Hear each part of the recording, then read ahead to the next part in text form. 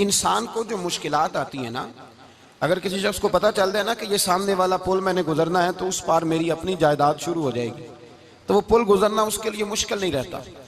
अगर किसी को पता चल जाए कि बस ये 2 सड़कें हैं मैंने अबूर करनी है, फिर मेरे लिए सफ़र आसान हो जाए, तो वो झटपट गुजर जाता है। ना धूप देखता है, ना थकावट देखता है, ना रश देखता है, ना गाड़ियों की रेल पेल देखता है, गुजर जाता है।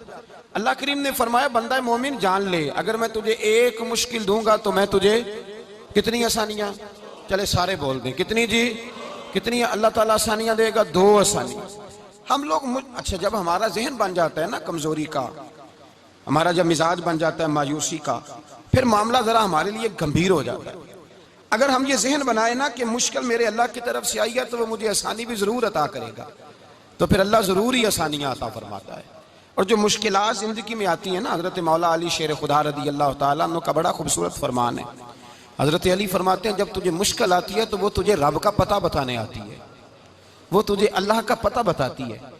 इसलिए कि जब तू सारे असबाब कर लेता है, जो जरूरत होती है पूरी करता है, तंदुरुस्त होकर वो काम करता है, फिर भी काम नहीं होता, तो इसका मतलब है करने वाला तू नहीं, करने वाला कोई और है जो काम करने वाला। तो भाई मुश्किलात के बाद जो अल्लाह आसानी देता है, हजरत इब्राहिम को आग में भी फेंका गया, हजरत इब्राहिम अलैहिस्सलाम को सताया भी गया, निकाला भी गया, लेकिन जब इन मुश्किलात से गुजरे तो मेरा रब फरमाता है, वइज़ तला इब्राहिम रब्बुहु बिकलिमातिन फअतम्महुन्ना क़ाला इन्नी जाइलुका लिन्नासि इमामा। कहा जब इब्राहिम पूरे उतरे तो फिर हमने उन्हें इमाम बना दिया। या अल्लाह किस तरह की इमामत दी? फरमाया मैंने इतनी आला शान अता की है कि अपने लाडले रसूल को जनाब इब्राहिम की नस्ल में पैदा फरमा दिया है, मैंने मुस्तफ़ा को उनकी नस्ल में पैदा कर दिया, क़यामत तक के लिए उनका वकार बढ़ा दिया। अल्लाहुम्मा सल्लि अला मुहम्मदिन व अला आले मुहम्मद कमा सल्लैता अला इब्राहीम व अला आले इब्राहीम, उनकी अजमत बढ़ा दी।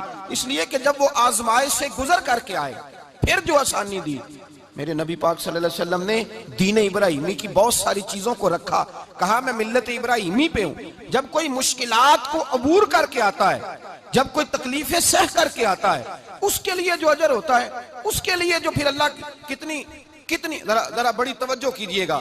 लोग समझते हैं फला आदमी मुश्किल में है तो शायद मुश्किल में ही रहेगा, फला आजमाइश में है तो शायद आज, मेरा अल्लाह फरमाता है एक मुश्किल दे के मैं 2 आसानियां भी दूंगा। तुम मुश्किल देख रहे हो, मुश्किल ना देखो, वो जो इसको बाद में आसानी आने वाली है, और डबल जो मैं इस पर नेमत करने वाला हूं उसको देखो।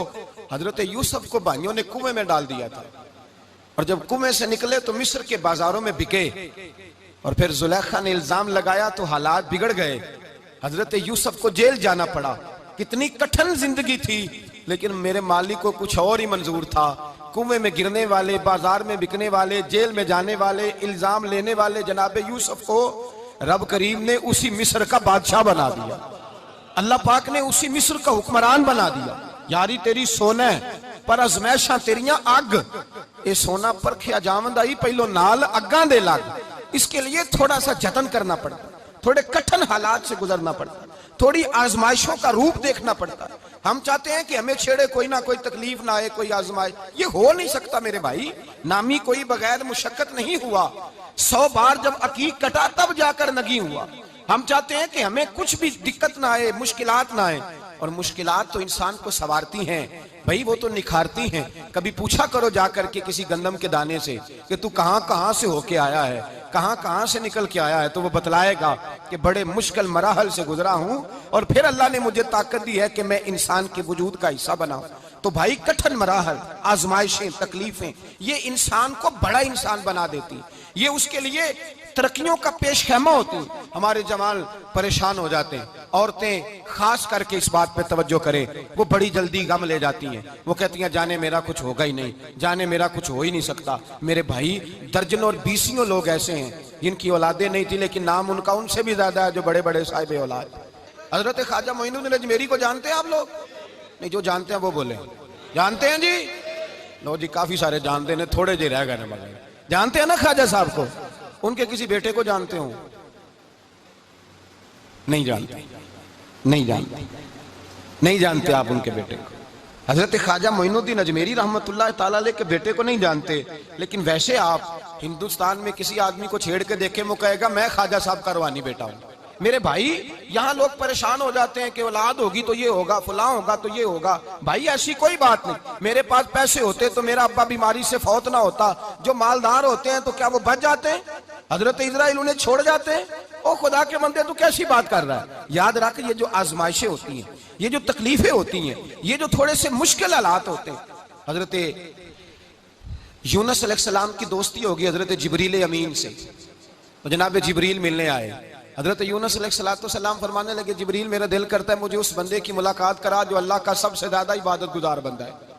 हजरत जिब्रील अमीन ले गए दूर दूर फलस्तीन के इलाके में और ले जाकर एक बंदे से मुलाकात कराई जिसकी दोनों आंखें भी कोई नहीं थी, दोनों बाजू भी कोई नहीं, दोनों पैर भी कोई नहीं, और उस बंदे की जुबान पर लफ्ज बड़ा क्या जारी थे, या अल्लाह तेरा शुक्र है, या अल्लाह तेरा, बोल के कहिए, या अल्लाह तेरा, ऐ अल्लाह तेरा शुक्र है। शुक्र शुक्र कर रहा था। हजरत जनाबे सैयदना यूनुस अलैहिस्सलाम कहने लगे, मैंने तुझे इबादत गुजार को मिलाने को कहा था, तू कहां ले आया?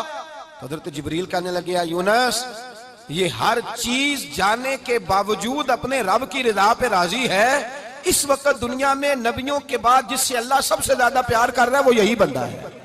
ये अपने रब की रजा पे राजी है। माना कि जब इस हाल में राजी है तो बस ठीक हो गया, ठीक हो गया। वसल अच्छा है ना फिराक अच्छा है, बस जिस हाल में महबूब रखे वही हाल अच्छा है। बस जिस हाल में उन्होंने रखा बात ठीक हो गई। इसमें अब इंसान शिकवा करते फिरे कि ये किस तरह है, वो किस तरह, अपने आप को मुतमईन रखा। मेरे भाई याद रखें, आजमाइशें तकलीफें आपको बड़ा करने के लिए आती हैं। हम आजमाइश को बुरा जानते हैं, दुख को बुरा जानते हैं। दुख तो बड़े प्यारे होते हैं, ये रोने का सलीका सिखाते हैं, ये अल्लाह को मनाने का तरीका सिखाते हैं, ये मस्जिद में जाने का। वो जो सुखी बंदा है ना, सुखी, मुझे एक साहब कहने लगे दो किस्म के लोग मदीने से आते, मदीना शरीफ पूछने लगे, कहने लगे हजरत जी दो किस्म के बंदे हैं, कुछ वापस जाते हुए तड़प रहे हैं, कुछ तस्वीरें खींच रहे हैं रुखसती के वक्त, फर्क क्या है? तो मैंने कहा वो जो तस्वीरें खींच रहा है वो अमीर आदमी है, उसे पता है कि मैं फिर टिकट ले लूंगा, महीने के बाद फिर आ जाऊंगा। और ये मदीना छोड़ते हुए तड़प रहा है, ये कोई गरीब है, ये कह रहा है पता नहीं दोबारा मौका मिले कि ना मिले। ये दुखी है, ये आजमाइश में दुखी। सुखी बंदा तो मक्के जाके नहीं रोता, वहां भी खड़ा है, डट के खड़ा। दुखी कोई नहीं तो रोए कैसे? जब आपको अल्लाह मुश्किल देता है तो समझ ले रब आसानी देना चाह रहा है। जब तेज धूप आती है तो समझ ले अल्लाह गर्म हवा गुजार के ठंडी बारिश बरसाना चाह रहा है। और जब चारों तरफ से घुटन हो, पंजाबी में कहते हैं गुम्मा लग जाए, तो फिर सारे बोल के कहते हैं अब जो तूफान आएगा वो सख्त ही आएगा। इसलिए कि घुटन जितनी ज्यादा होती है फिर फजल भी उतना।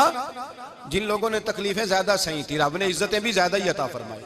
जिन लोगों ने तकलीफें ज्यादा सही ना उन्हें अल्लाह ने दर्जा भी।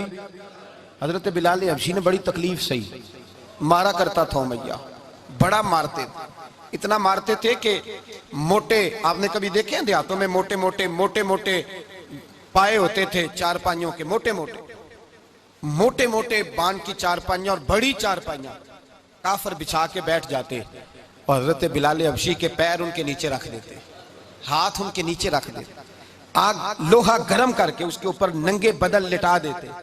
मक्के ने बड़ी आजमाइशें देखी, फिर उसी मक्के ने, मदीने ने अजीब रंग देखा कि मेरे नबी मिराज से वापस आए और हुजूर ने अजमत दी। फरमाया बिलाल यार तेरा बड़ा मकाम है, तू मदीने में चल रहा था और मैं जन्नत में तेरे कदमों की आवाज सुन रहा था। अब्दुल्ला मुजनी हुजूर के गुलाम थे, कबीला मुजन के रहने वाले, वालिद फौत हो गए, चचा ने पाला था, इस्लाम कबूल कर लिया। चचा इस्लाम का बड़ा दुश्मन है, हुजूर का नाम आए तो जलाल करता, असद और बुगज में जल जाता, बड़ी इस्लाम के साथ दुश्मनी और इनाद रखता है। हजरत अब्दुल्ला कहते हैं पहले तो मैं इश्क रिसालत को दबाता रहा, फिर ये चिंगारी शोला बन गई, फिर कि ये हल्का सा जज्बा समुंदर और सहरा का रूप धार गया। फरमाते हैं माँ थी और मैं था, मैं गया जाके चचा से कहा मैं नहीं रह सकता। कहाँ जाएगा? तो मैंने धीमे लहजे में कहा मैं मदीने जाऊंगा, अब मैं रसूलुल्लाह के मदीने जाऊंगा, अब मेरा गुजारा नहीं होता, अब मैं जाऊंगा।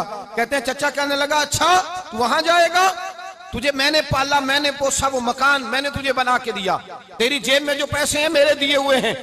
कहते मैंने कहा चचा मैं सारा कुछ सोच के आया हूं, मकान भी तू रख ले, पैसे भी रख ले।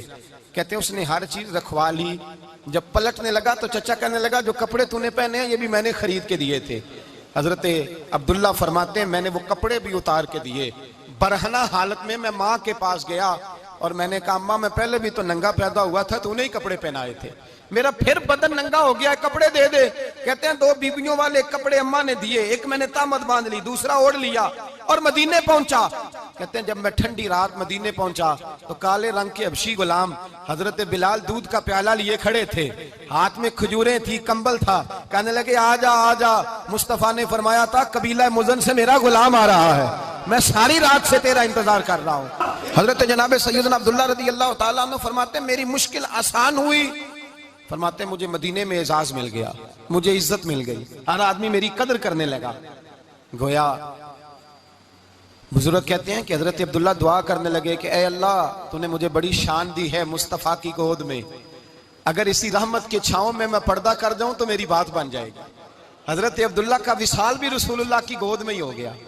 गोद में ना कोई रिश्तेदार, ना कोई ताल्लुकदार, ना कोई हमसाया अपना, ना कोई चचा, ना कोई मामू, शहर में तनहा असी किसी दे कुछ नहीं जे लगदे, ते ना कोई साडा दर्दी। तन्हाई जनाजा उठा तो उठाने वाले कौन है? अबू बकर सिद्दीक, फारूक आजम, उस्मान गनी, मौला अली, हसनैन करीमैन जनाजे में शामिल। मेरे रसूल पाक सल्लल्लाहु अलैहि वसल्लम ने जनाजा पढ़ाया। देखो मुश्किल काटी थी तो आसानी का रंग देखो, आसानी का अंदाज देखो।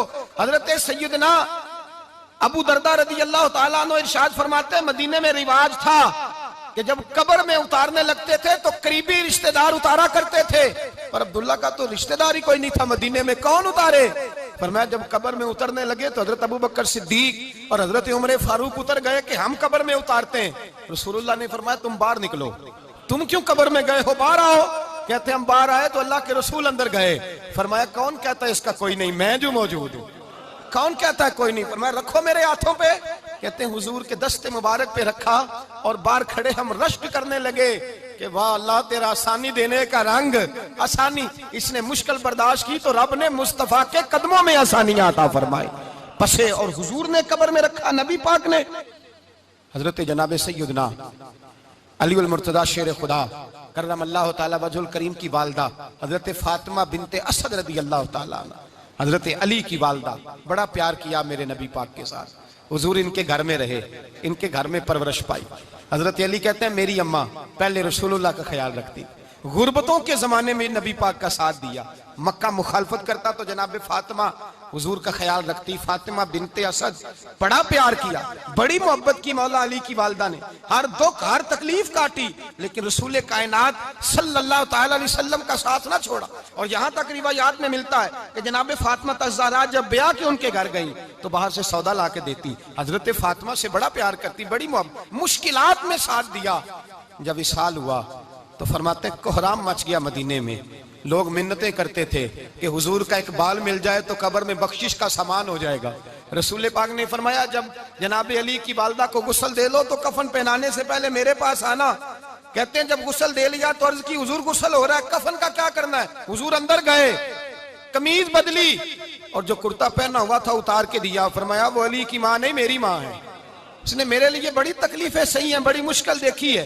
फरमाया इस तरह करो मेरे कुर्ते में उसे कफन दो। हुजूर ने जनाजा पढ़ाया, अपने कुर्ता लिबास मुबारक में कफन दिलाया। फिर जब वो दफन हुई तो हुजूर कब्र पे खड़े हुए, खड़े होकर फरमाया ए अल्लाह अपने सारे नबियों के वसीले से और मेरे वसीले से मेरी अम्मा की बख्शी फरमा दे। फिर जो आसानियां मिली उन लोगों को तो उनकी कब्रों तक आसानियां मिली, फिर उनको कयामत तक के लिए आसानियां मिली जिन्होंने मुश्किलात को देखा। और भाई जो सोए रहे, जो आराम करते रहे, जिन्होंने मुनासिब ही न समझा कोई कठिन मरहला तय करना, जिन्होंने कहा ना ना ना ना हम तो सुख के साथी हैं, हम तो सुकून के साथी हैं, भाई हम तो सलूट के साथी हैं, जब मौजें लगेंगी तो दौड़ के पहुंचेंगे, कहेंगे हमारा भी तल्लक बनता है, हमारी भी रिश्तेदारी होती है, हमारे भी राब्ते होते हैं, फिर दौड़ करके पहुंचेंगे। असल साथी वो होता है जो दुख का साथी होता है, आजमाइश का साथी, मुश्किलात तुझे ऊंचा उड़ाती। हजरत सलमान फारसी कहते हैं मैं नबी पाक की तलाश में निकला था, हुजूर की तलाश में निकला और मैंने कई साल हुजूर को ढूंढा, कभी एक दरवाजे, कभी एक दरवाजे, कभी दूसरे दरवाजे, कभी तीसरे दरवाजे। फरमाते मैं शहजादा था पर बिकता बकाता मदीने आया, मैंने नबी पाक की तलाश में यहूदियों की गुलामी भी की, तेरी तलाश में फिरा मैं जंगल पहाड़ और दश्त में। फरमाते हैं बड़ी तकलीफ काटी, बड़ी आजमाइश देखी, लेकिन उस दिन मुझे सारे दुख भूल गए, उस दिन मेरी सारी तकलीफें आसानियों में बदल गई जिस दिन मेरे नबी ने मेरा बाजू थाम के कहा सलमानु मिन्ना अहलल बैत, फरमाया सलमान को तो मैंने अपनी अहले बैत में शामिल कर लिया है। फरमाते इतनी बड़ी फजीलत कि मैं रसूलुल्लाह के खानदान में जा शामिल हुआ। तो भाई याद रखें, जब आपको मुश्किल आती है तो आपको आसानी देने